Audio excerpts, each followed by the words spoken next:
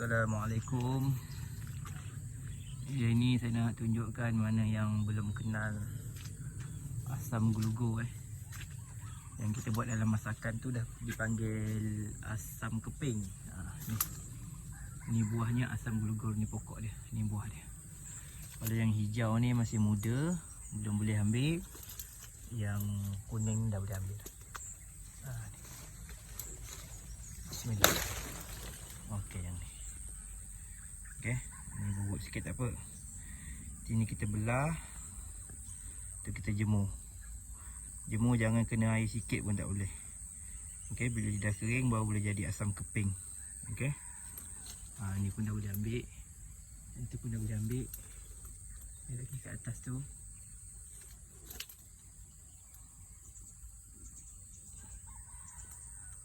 Okey. Ni nama dia asam glugo. Boleh jadi asam keping bila kita jemur. Dia kering.